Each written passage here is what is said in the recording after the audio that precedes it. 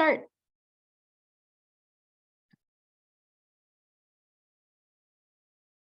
Welcome, everyone. Thank you so much for joining us today, especially in your summertime. Hopefully there's a reprieve of heat for you inside working with us. We'll give it just a minute or two before we kick it off. So thank you again for joining.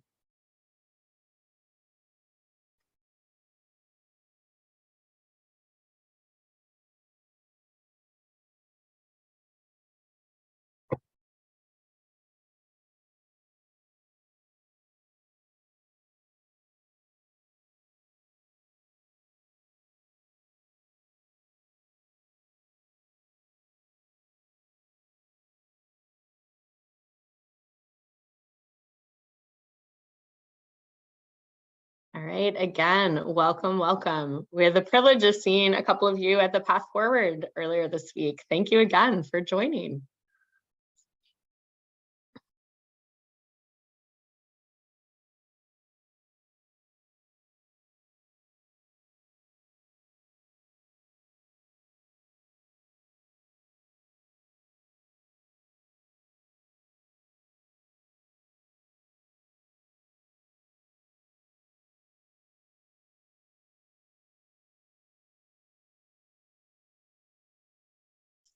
All right, we'll go ahead and kick off. Again, welcome to the latest installment of Homeroom with Education Leaders with our K-12 team with the Hunt Institute.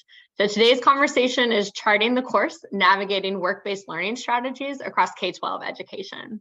My name is Kristen Green, and I serve as the director of K-12 at the Hunt Institute. For those unfamiliar with us, we are founded by four-term North Carolina Governor Jim Hunt, and we serve as a resource for policymakers on education issues across the education spectrum through in-person and virtual convenings, research, and other forms of technical assistance. So before getting the conversation started, I want to provide a brief logistical overview. We'll start the discussion with about a 30-minute moderated discussion with our panelists, and then we'll pivot to a Q&A with the audience. If you do have any questions throughout the discussion, submit them using that Q&A feature on the bottom of your screen, and we'll do our best to address them during the discussion. We anticipate a really robust conversation, so thank you in advance. We'll record this conversation and post it to our YouTube channel in the next few days, and we also encourage you to join us on Twitter to continue the conversation using the hashtag #EdHomeroom. So speaking of today's conversation, we're appreciative of the panelists who are joining us today and everyone in the audience. We know it's the middle of your summer and truly appreciate your commitment to this important work. So according to the Hunt Institute's 2023 Across the Aisle survey, 70% of voters believe teaching real-world skills for future workforce is an important priority in public education today. 94% of voters favor increasing job skills and workforce training opportunities in high school, such as apprenticeships, internship opportunities, and training programs. So a recent study also concluded that 52% of students with bachelor's degrees are underemployed 1 year after graduation. Voters are looking for education leaders to call for investment into career and technical education opportunities and workforce development opportunities to expand those work-based learning experiences for K-12 students. So now that we've given you some statistics, we want to recognize the interest convergence between voters, and our webinar today will focus on promising practices for work-based learning in the K-12 education space and explore opportunities for growth in policy and programming across different landscapes. So without further ado, I'm pleased to introduce our speakers today. Commissioner Travis Plume is the Assistant Commissioner of the Office of College and Career Readiness at the Missouri Department of Elementary and Secondary Education. Dr. Brian Robinson is a Senior Policy Analyst at Bellwether, and Dr. Lennon Audrain is a Research Assistant Professor, Program Manager, Teacher, and Social Leader Grant with the Next Education Workforce Initiative and at Arizona State University. So thank you all so much for joining us today. We'll jump right in with a question each for our panelists. So Commissioner Plume, we'll kick off with you. Missouri has an interesting approach to individual student planning through school counseling programs that support students with planning for their education and career journeys. Can you tell us a little bit more about how the individual student planning works and how it's impacting students in Missouri for the better? Yeah, hey everybody, it's good to be here today, and Kristen, thank you for putting this all together. Missouri, I think it's important to start off with what our mission is here in the state of Missouri. And we believe in providing access to opportunity. And so with that being our overall mission as a State Department, one of the priority areas that we have is focuses on success-ready students and workforce development. And the way that that translates to the K-12 setting with our individuals that are working with students with individual career and academic planning is those counselors, as they work with our students, utilize that approach starting at the 8th grade level when it comes to helping them discern what career paths they might be interested in when they graduate from high school. So as you all know, there's several different opportunities that are provided in different states in the realm of career and technical education. Missouri has a very robust career and technical education system that's housed in 57 different area career centers and within each of the individual comprehensive 9 through 12 high schools as well. So this is a multi-year process. So when counselors sit down with students in their 8th grade year to try to determine what their high school career pathway might be so that they can support their career interests, they really do a thorough job of trying to determine what those student interests are. The platform that we use is called Missouri Connections, and that platform provides a variety of resources that school counselors can use with their students to help them discern what their career interests might be. So there's career interest inventories, and it also segues into the student information systems that are provided with each one of the local LEAs, the local education agencies that we have, the school districts. So it's a very efficient process. It's very convenient in many ways.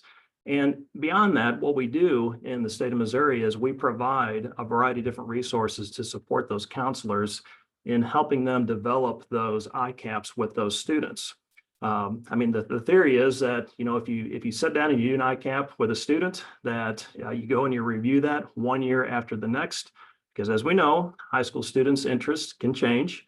And so when those counselors sit down and they reevaluate what the career pathways might be, that's the opportunity to update that.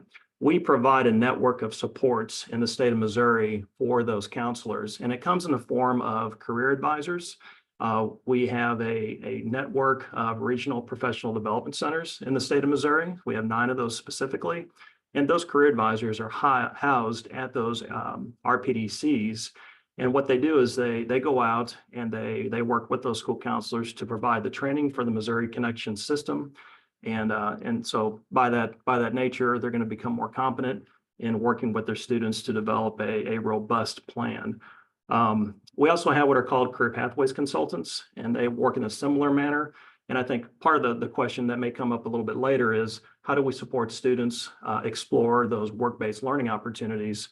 We do a little bit of work with those as well. But as a general rule, we found that this system, it's been established for several years. It's supported through state statute and commonly used, and a lot of resources go into helping counselors utilize this. And we find it to be very effective. Thank you, Commissioner Plume. So Dr. Robinson, we just heard an effective approach to statewide programming across Missouri. Can we hear a little bit from you about your recently authored book, Scaling Opportunity, a Policy Playbook for Effective Statewide Career Pathways Programs? So the playbook highlights Delaware pathways as a strong example of work-based learning. What can other state policymakers learn from Delaware's success? Again, after we just heard about Missouri, can you talk a little bit about Delaware? Yeah, absolutely. And I won't say it wasn't a book, but a playbook. I have not written a book on this topic, but thank you, Kristen, for having me. Really appreciate the opportunity. So the playbook is called Scaling Opportunity, and it also, just want to be clear, it accompanies a case study that we did on Delaware Pathways program. That documents the beginnings of the Delaware Pathways program and how it's grown over the past 8 years or so, some of the challenges and lessons learned, and plans for Delaware 2.0. And so I think the link is going to be dropped in the chat. I can drop it if not, to both the case study and the playbook.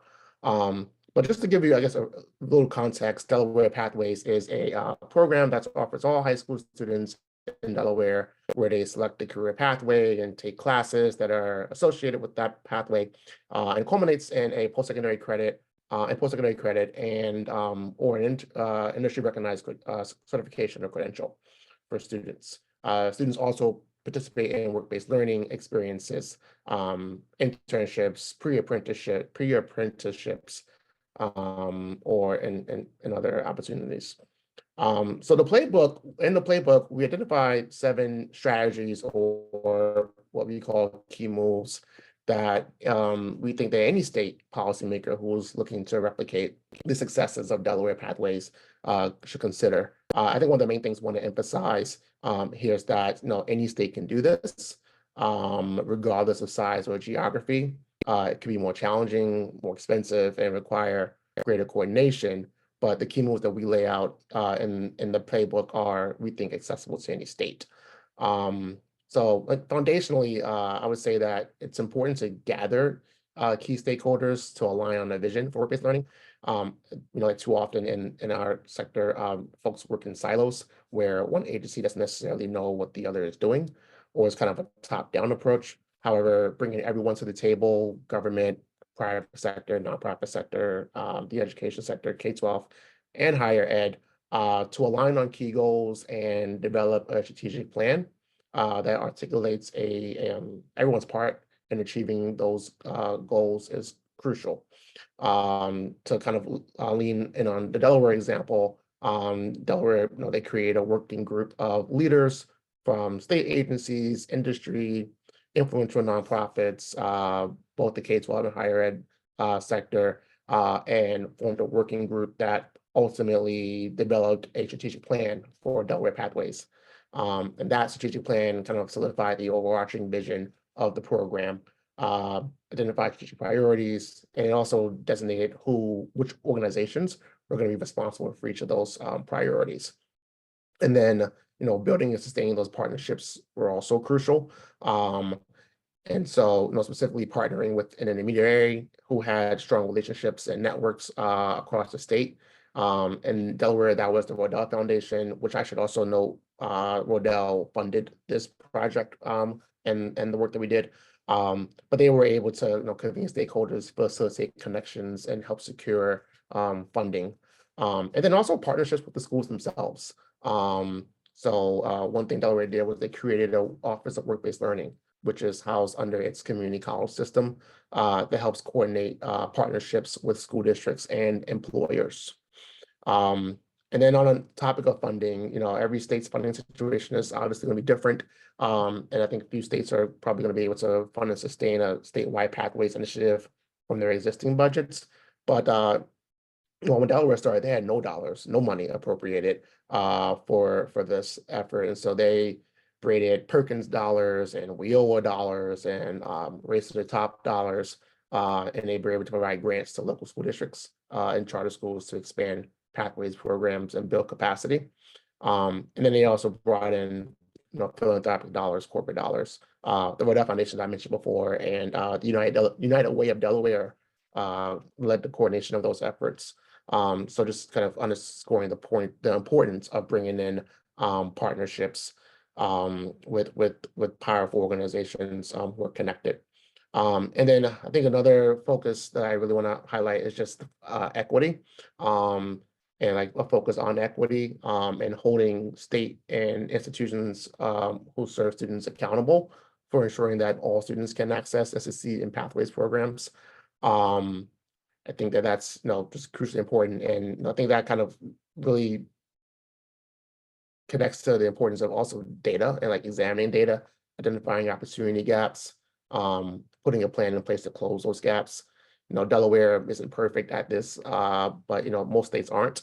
But one thing Delaware did is put some practices in place that other states could learn from, including having the Department of Education and school districts work together to do root cause analysis when they identify gaps, and to put out a report of those findings as well as recommendations for closing those gaps.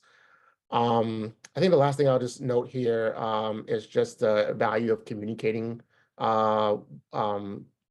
with employers, so that employers know that they are building a talent pipeline, right? This isn't just good corporate investment or social investment, or social responsibility rather, but it's, it's an investment in building a talent pipeline, and that they had to see their participation as an investment. And so communicating the return on investment is one approach. And the establishment of industry councils is another. Bringing employers to the table, right? So they see the value of pathways and work-based learning programs and are more willing to participate. One example we highlight in the report is the Tech Council of Delaware. They had launched a summer internship program where students were paid, and they also could earn certifications in digital literacy and soft skills. So I'll stop there. Again, you can read all about the key moves in the playbook and how Delaware did it. But I just want to emphasize again that any state can do it. And we emphasize that a lot because Delaware is obviously a small state. And I think sometimes people are kind of quick to dismiss innovative things in smaller states because they may seem harder to scale in larger states.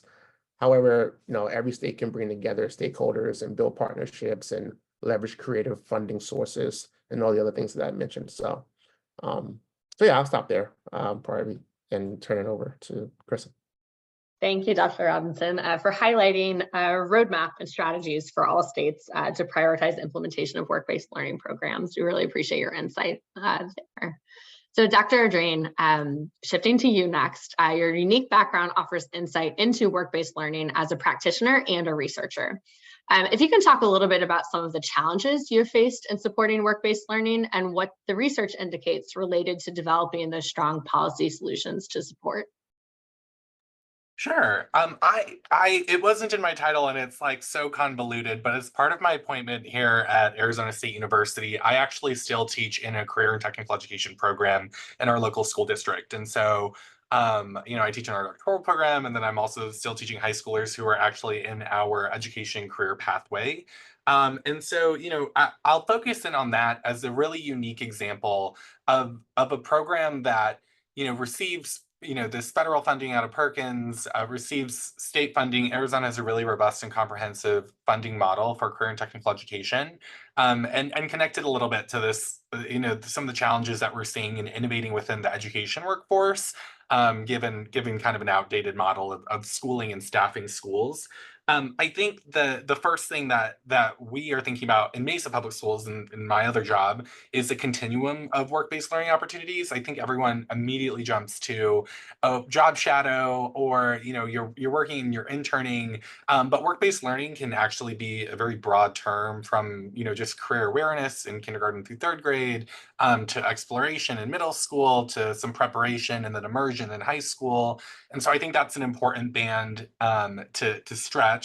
The other part of this is that when you're trying to do extended work-based learning opportunities, there are just structures of schooling that get in the way. Seat time, right, and the Carnegie unit are two really big and often self-reinforcing conditions in schools that limit the ability for students to be immersed in the field or to have prolonged experiences. So for instance, my high schoolers will often, I have about 120, 130 in the program that I am just exiting to transition to another role.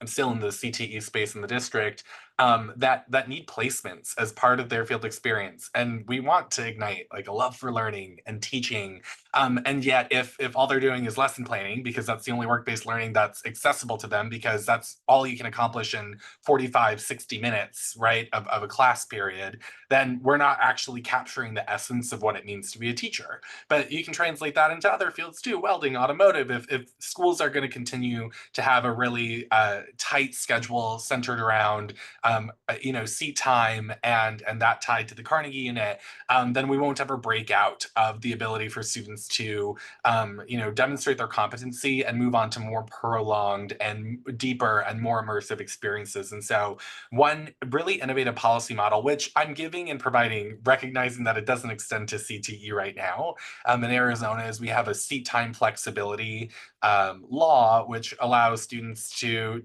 just like the name says, flex their seat time around competencies in other subject areas, which in theory would also enable them to have more prolonged experiences in CTE. What would also be nice is if CTE had some of those, right, more competency-based approaches, which again are mimicking some of the policy narratives that we're seeing around WIOA funding and registered apprenticeships and the ability for a competency-based program, which universities are trying to figure out, how do we navigate an undergraduate education degree in the context of a competency-based program, when other fields are already moving towards and have already been in that direction anyway. And so I think that flex seat time law is really innovative and could be applied here to enable more deeper and more immersive experiences. And the other is that there will be a scale challenge to all of this.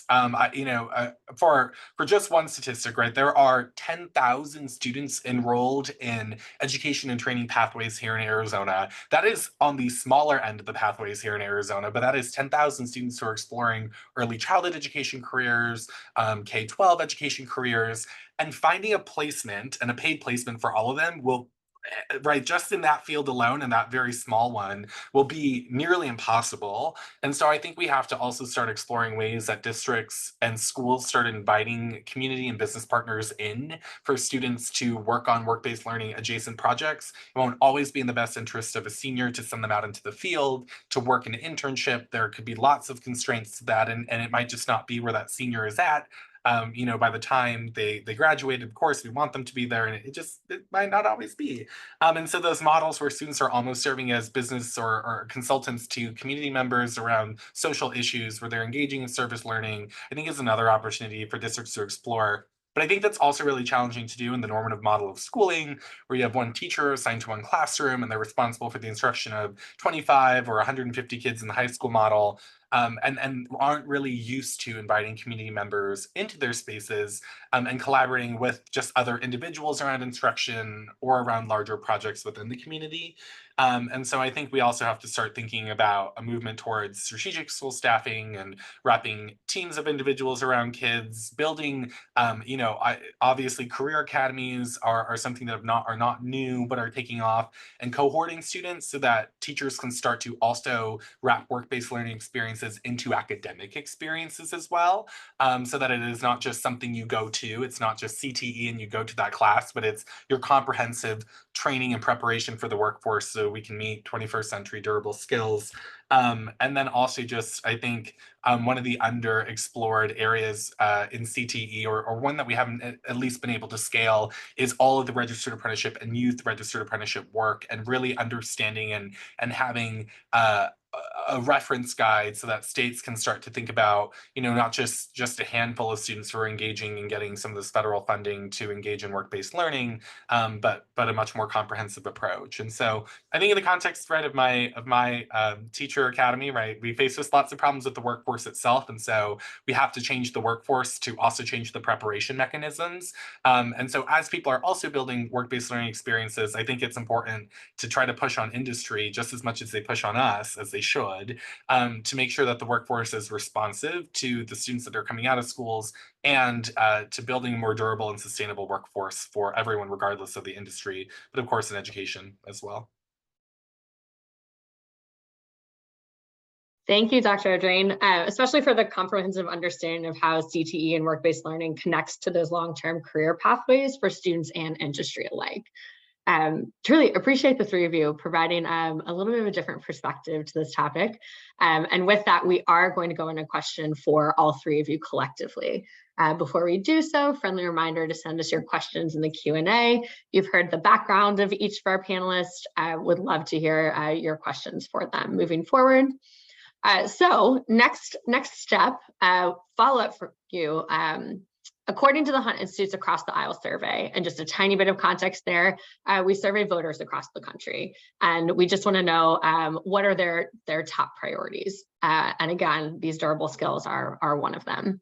So according to our Across the Aisle survey, 94% of voters favor increasing job skills and workforce training opportunities in high school, such as apprenticeships, internship opportunities, training programs, work-based learning. So what advice do you have for policymakers who are interested in expanding those work-based learning opportunities? Commissioner Plume, we're going to kick off with you first.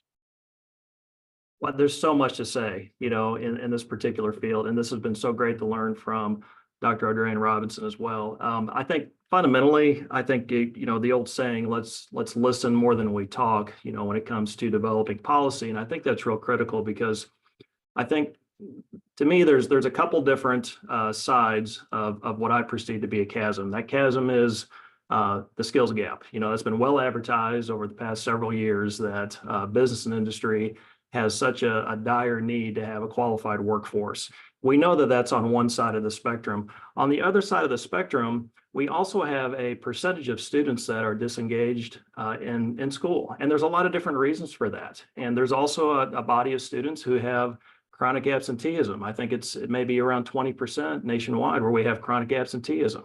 And I can't help but think that there's an opportunity there to engage students in a way that's meaningful and relevant to provide them with something contextual that they're going to love to go and participate in each day. I think that's real important for policymakers to understand that. I also think that it's really critical that we also recognize that there continues to be certain stigmas around particular career pathways. And I think we need to do our best to try to recognize that there's honor in all career pathways and doing our best to try to provide opportunities for students to explore those. And I think that leans into the equity lens a little bit as well, just providing access to all the different varieties of work-based learning opportunities that we can provide to students, whether it be something as simple as a job shadowing all the way up to a very robust registered youth apprenticeship opportunity.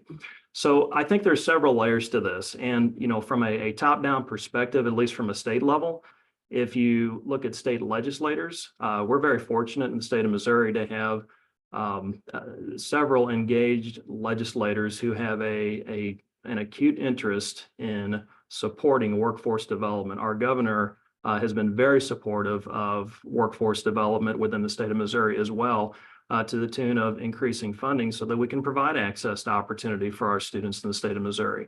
State departments of education, individuals like myself, we certainly want to be engaged in the process, and it trickles all the way down through our system: school superintendents, principals, counselors, teachers, students, families, all that layer from top to bottom. And I think I'm going to reiterate something that I think Dr. Adrienne said a little bit earlier, and that is, there is a need. Business and industry has expressed a need that they need a qualified workforce, but I think in some cases they may not know how to engage with school districts. And I think it's real important that we do our best to try to educate both sides of this, encouraging LEAs, school districts, to go out and teach them how to properly engage with business and industry. It's not necessarily intuitive outside of folks that are working within career and technical education. So I think there's room there to help provide some of that training.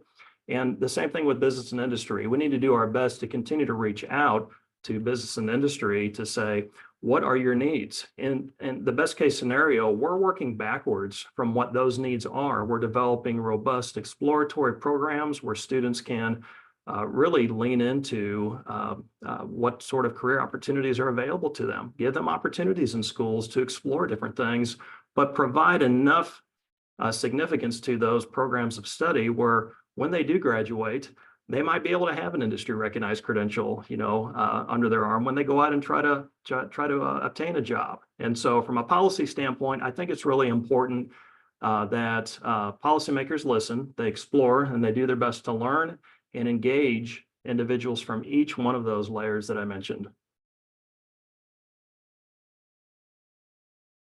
Thank you, Commissioner Plume. Appreciate that perspective. Dr. Robinson, can you jump in as well? Yeah, sure. So I think plus one everything that Commissioner Plume just said. And I just add to that, I think, starting at the very beginning, having a vision is so important. What will work-based learning look like in your state? All right, what goals are you hoping to achieve? Who will you bring to the table? How will you create buy-in? I think every decision going forward should be anchored to that vision, right? So how are you structuring work-based learning programs? Are you embedding the full continuum of work-based learning that was discussed earlier, from career awareness, aspiration, the preparation and training, embedding the full continuum into a student's K-12 experience.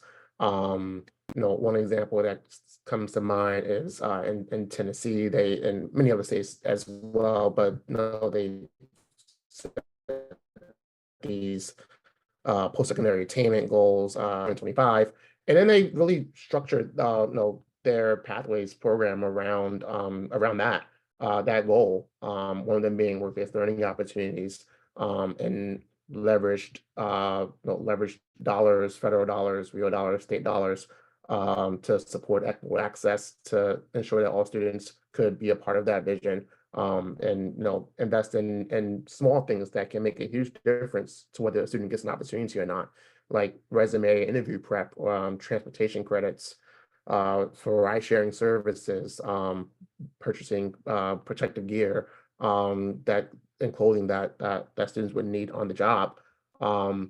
They selected work-based learning as their Perkins secondary program quality indicator, so they could hold themselves accountable to those goals. There was a work-based learning framework that established clear guidelines for work-based learning experiences, so that they can make sure that students were receiving high-quality experiences. There's other things that they did as well, but it's just the point being that everything kind of flowed from their vision, right? Once they had a vision, and they identified the goals that they wanted to achieve for the state, and what work-based learning was going to look like in that state. The policies that flowed from that. And so I think that's probably one of the main things that I would just say, if you're a state policymaker, trying to understand how you can expand work-based learning opportunities in your state. I think the main thing is kind of having a vision for what it looks like, and then the policies will flow. Thank you, Dr. Robinson. And we really appreciate making that kind of high level of the sides to the different chasm and gaps there, and then how we can actually address each one of those real time. So appreciate you both. Dr. Adrain, can you weigh in? Yeah, I think on a very local level, there are a couple things that I wonder if they could supercharge engagement in work-based learning, including like businesses who participate, or host an intern, right, get a tax credit. Or, there are a variety of different mechanisms that I imagine state policymakers could incent not necessarily schools but businesses to engage with schools, and their career and technical education community.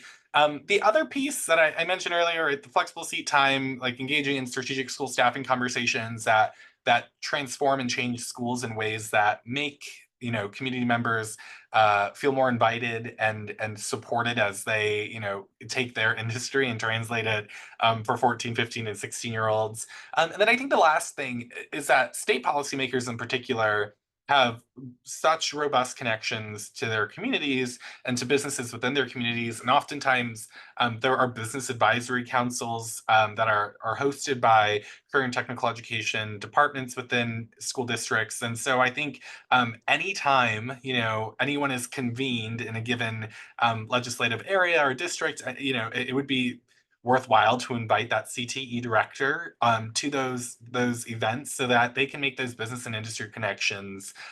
So don't leave your LEAs out of conversations that you are having with your local business or community members.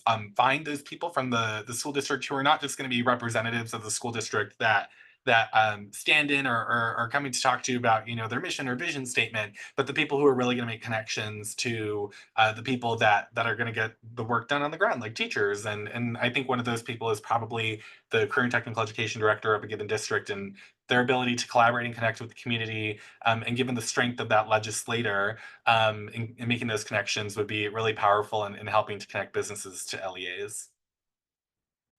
Dr. Adrain, it's almost like y'all all are magic on this call. Our Q&A actually tees up our first question that talks about local education agencies. So building off of what Dr. Adrain said, from each of your perspectives, what have you seen states doing to support and prepare LEAs to collaborate with employees? Have you seen any strategies that have been implemented effectively, or do you have any examples of challenges that they've encountered? And we can open it up to all panelists.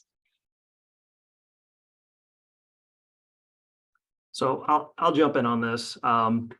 We do provide some structure in our state with regard to helping to facilitate the development of apprenticeships. And that's grown quite significantly over the past few years, in part due to the support of our state legislature. So we have what are called state career pathway consultants that are at each of those 9 regional professional development centers that I mentioned previously. And those individuals work in a variety of capacities, but one thing that they do that I think is really key that I don't think has been mentioned specifically yet is they develop educator externships. So we get those teachers who may come from a traditional academic background and pathway, who may not have that experience in business and industry. And many of us who have been educators, we have a tendency to teach how we were taught or to project what we know. And I think this has been super critical for us to get those educators out in the field so that they can see what these career pathways look like, with the idea of them coming back and informing their students and having an appreciation for what those various career pathways look like. That's been very successful in our state. And we have our registered youth apprenticeship consultants. RYAs have increased by about 74% in the state of Missouri over the past few years. In fact, the state legislature supported adding an additional RYA consultant to the field for the state of Missouri. And so we are expanding opportunities throughout the state for school districts to learn about what this means. How do you properly structure a high quality RYA experience for students? And how does that translate meaningfully so that student, when they're done, that they continue on with that employer and they're ready to be employed, and be high quality for that particular company that they're working for. So those supports, I think, are real important from our perspective, and we've had a lot of success with that.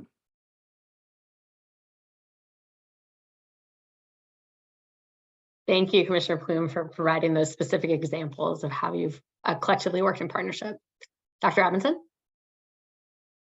Yeah, I think to answer the question, one of what I've seen, work-based learning coordinators, LEAs, having school-based work-based learning coordinators that can work with students to help identify and place students in work-based learning opportunities, identifying employers that would be aligned to the career pathways that students are participating in. Also, I think working with employers, I think Commissioner Plume, you might have mentioned this earlier, about helping employers understand how they can work with districts, how they can work with students. So I've seen in Miami, one example comes to mind, Miami-Dade, they're in a summer youth program. They do remote orientations with employers on strategies for how you can work with students to host interns. And because a lot of times employers aren't necessarily familiar with working with students. Also, being able to provide guidance for employers on how to structure a project for a student that they may be working with as an intern. So I think providing resources, providing guidance, and helping to coordinate the relationship between the student who may be serving in that work-based learning experience and the employer are some of the strategies that I've seen LEAs do to kind of help facilitate or those relationships with employers. Thank you, Dr. Robinson, and thank you too for adding in specific state and city examples. That's really helpful as well, both you and Commissioner Plume. Dr. Ardrain, you kicked off this conversation and sparked this question. So do you have anything else that you would like to add? Dr. Robinson brought up site-based work-based learning coordinators. And I think if you haven't ever taught a career and technical education program, it's already such a big lift. And the idea of having to find placements for students, even if you're the one connected to industry, and monitor those placements and develop relationships with industry is just, it's overwhelming. And I think a big investment, and sort of it's sort of a state policy initiative. It's not really funded by our legislature, but it's definitely taking off statewide. Elevate Ed Arizona is an organization that funds career coaches, and the career coaches are employed by Elevate Ed Arizona or the school district. It's kind of a combination of both.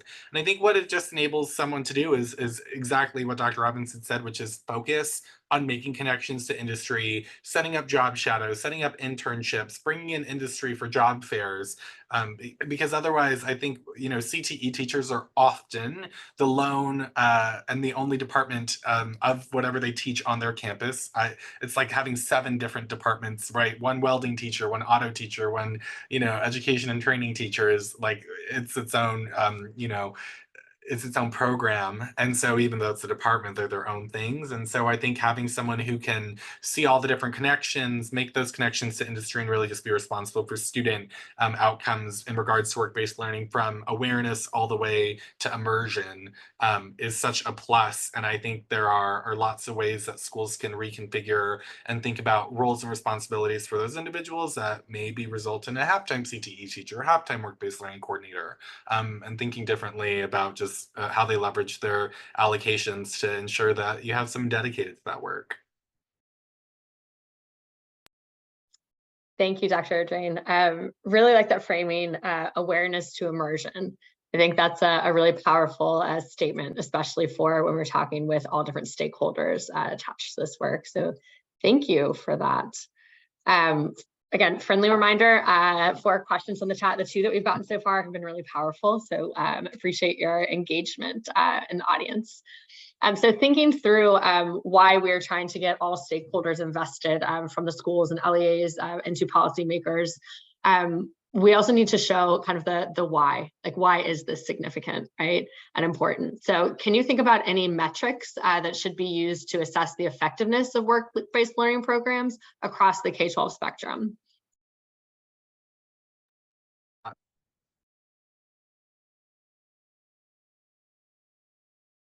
I'll jump in on this one. I'll probably take the easiest answer on this one. And to me, it's placement. I mean, if the student is working with a particular company and they end up as an employee, whether it be immediately after high school or whether they go and pursue additional post-secondary training, whether that be at a certificate program, a 2-year program, a 4-year, whatever, and if we see that student land with that company, to me, there's success there because that student has had the opportunity to witness the culture, the climate of that particular company.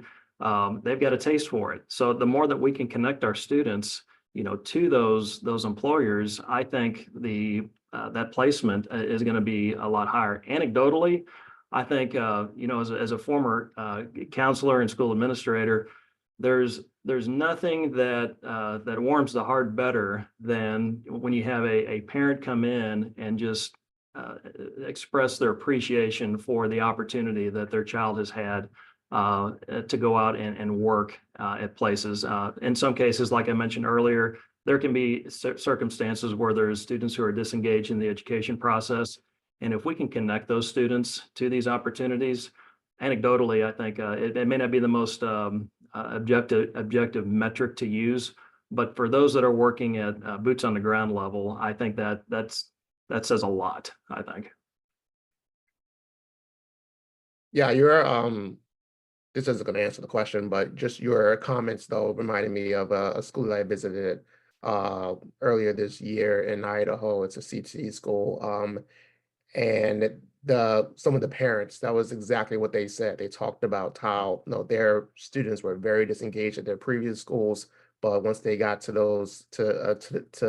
their school, it's called Elevate. It's in Idaho. They have a few locations up there actually, but they complete different kid. Like, we're excited to go to school. We're excited about what they were learning. And so just want to underscore your point, Commissioner Plume, about that. And to answer the question directly, I think, in addition to just, placement participation, and of course, looking at who's participating and what kinds of opportunities students are getting, I think, some of the, simple metrics, are students, are they improving, are their grades improving because of these opportunities? Are they earning academic credit? Are they earning industry credentials? Satisfaction is really important too, right? Not just student satisfaction, but also employer satisfaction, because employers are the ones that are, have to offer the opportunity for students. So are they, satisfied with the programs and their participation? Are students developing skills that they can both, the hard skills, right, the technical skills, but also soft skills that they're going to need regardless of whether they decide to pursue that career path or they decide to pursue another career path or what have you. I think, if we can collect some long-term data, that'd be great too. Like, what are students doing after high school? Are they graduating high school? Are they going to college or trade school or directly to the workforce? Long term, if you can collect earnings data, that'd be great too. I know that, this is like the pipe dream of data collection, but it's been proven very challenging for states to do. But I think that longitudinal data piece is really important too, to just show how effective it is for students to have access to high quality work-based learning opportunities.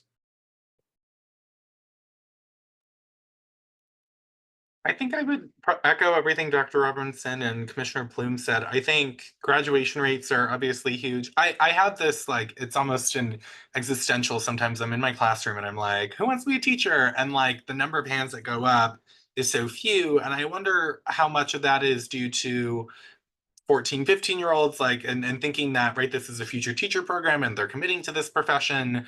And even in adjacent professions, how much, the metric of not necessarily even being placed in the career you did a pathway in, but placement broadly, which I know is what Commissioner Plume was talking about, is so important.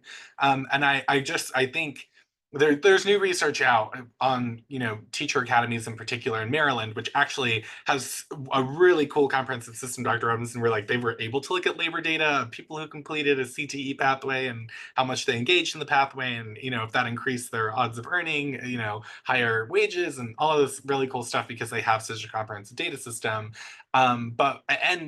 Students who did the teacher academy program entered at higher rates than those that didn't. But then when you looked at the actual rate of those who ever touched the program and then became a teacher, it was somewhere around 10% of them became teachers. And so, I often think of these CTE programs as exploratory, even if you engage in that preparation in a specific field, because I just think it's so important to learn how to learn. And learning how to learn in a given profession or a field or an industry is just so powerful. And I hope that it translates as people and as students, grow up and decide that they don't want to be a teacher, and that in fact they want to be a lawyer or a pediatric nurse that works with kids, and all of the skills transfer. But I also think it urges us to also think about developing better and new ways to measure soft skills. And I don't necessarily think that's always micro-credentialing. I don't think, obviously, it's about letter grades, but I do think it asks us to think about a broader set of student outcomes and how we're measuring or at least capturing that information, so that as we're thinking about placement rates, or as we're thinking about, where students land post-graduation, that we have a really comprehensive set and are able to identify those disparities, like you were saying, Dr. Robinson, about who has access to what and when, which are really important. And until we have that information, right, this is our framing is a little bit theoretical in work-based learning, because our outcomes are still undefined. And I think, like education in general, they're just so broad that positive outcomes are good outcomes from this, even if it doesn't mean that the student ends up placed in the industry that they were working in initially. Thank you. Y'all, again, have answered more. I think Dr. Robinson, Dr. Drain, you talked about kind of the anecdotes and the qualitative data as well, from the parent, the student, the school level, feeding into kind of data with labor markets, and how do we actually track something that seems more intangible right now, but is so important. I'd love to, we have 2 data questions, but I would love to do kind of a part 2 for this that's directed a little more at Commissioner Plume. Have you seen any specific data collected or shared that really provided an aha moment in your department so that more interest or more funding was added into work-based learning programs or career readiness work?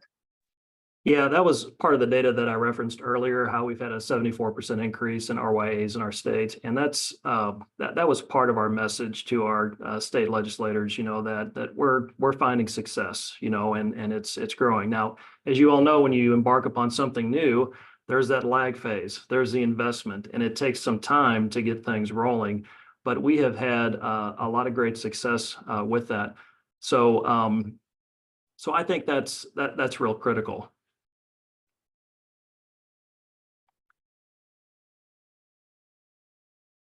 Thank you so much for sharing. From the audience, we also have, again, building off Commissioner Plume, what you just talked about, and then Dr. Drain, can you share, or are y'all aware of any data sources that track those post-secondary outcomes for students, whether that's statewide or nationally? And thinking kind of those almost like starter packs, right? What data sources can teachers look at, district leads?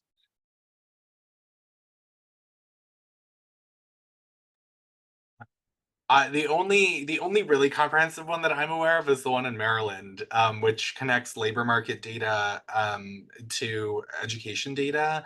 And I'm not sure how their data, sharing works, but the other, that we use often, like I remember last year, a lot of this data sometimes, at least in Arizona, is collected by teachers picking up the phone and calling students. This is part of our requirements of being in a program, is like picking up the phone and saying, what are you doing? Like, who's employing you? Which begs for a more comprehensive just approach. I mean, right, we could pick up the phone or we could ask the Department of Labor to like look at all of this. And so I would rather ask the Department of Labor than have to pick up the phone. And so I think the only sources, again, like Maryland is really positive, but I also know, it's escaping me, but I know there's a warehouse where you can look at post-secondary outcomes, and I just can't remember the name of it, that often school districts have access to. And what you can start doing at least is your clearinghouse, your student clearinghouse, the national clearinghouse, so that you can start to see at least, right, students who are entering post-secondary education and things like completion rates and persistence rates and things like that about students who, had work-based learning experiences, what types of experiences they had, and if those contributed or, at all to their persistence or completion rates. And so I think the clearinghouse is a good place to start, because I know many LEAs already access that to see whether or not their students persist past graduation to a post-secondary institution. But then beyond that, I also think knocking on your Department of Labor's door, because I think or asking, this is a legislator thing, right? Asking your legislature to make those connections, right, to your DOL, because it's these are important investments that we're making, and if the data is sitting there, we might as well try to connect it with an important outcome, which is participation in the workforce.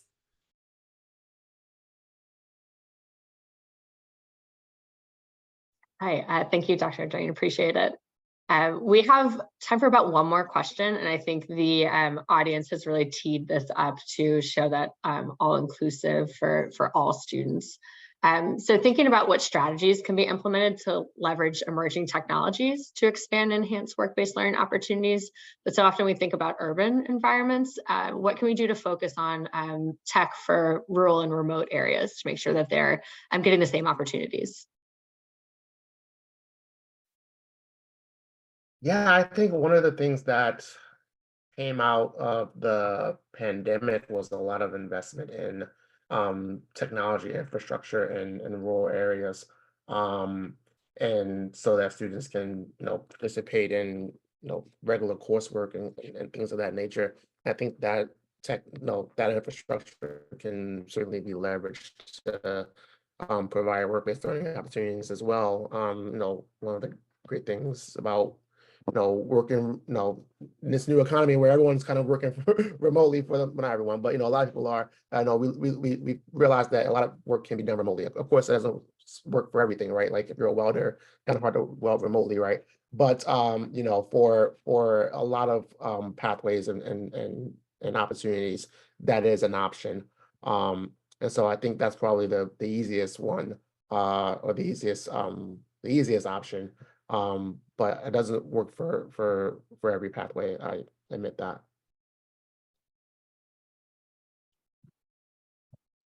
I'm thinking about virtual reality is really taking off and getting just more robust. I'm thinking about, right, Commissioner Bloom talked about externships for teachers. I'm thinking about remote externships slash internships for students who maybe, don't have a certain industry in their community, but could possibly get a taste of what it's like to work in, an environment, that doesn't exist in their locale.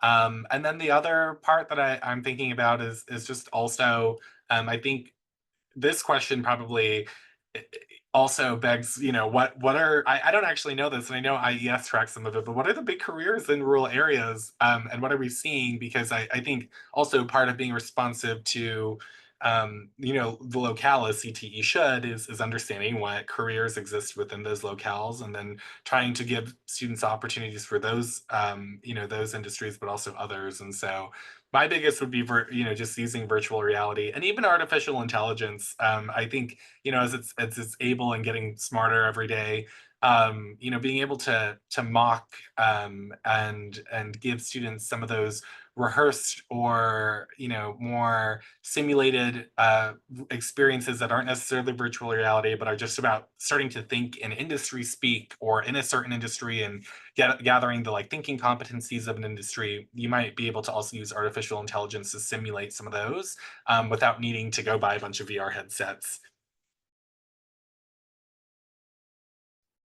And I'll just add a specific example of what's already been said. In the state of Missouri, we coordinated a healthcare career day, and that was a virtual opportunity for students throughout the state. Many career centers participated in this, and we had hundreds of students that were engaged in learning about, what does it look like to pursue a specific career path, within the healthcare industry. And so working with the Chamber of Commerce and having several different players at the table, again, the whole goal of this is connecting, right? And so it's not particularly novel at this point because we have so much technology infrastructure, but it was an effective mechanism to help support those particular students, especially, as we mentioned, those in the rural areas. Thank you all for addressing. Truly, truly appreciate it. As someone who, as we close out, as someone who struggles with economy of language, I would love for each of you to take maybe one key takeaway that you would want anyone on this call to hear. If there's one thing after this hour that you really hope that they can take moving forward. Again, I'm terrible at econ of language, but would love to hear real quick from each of you.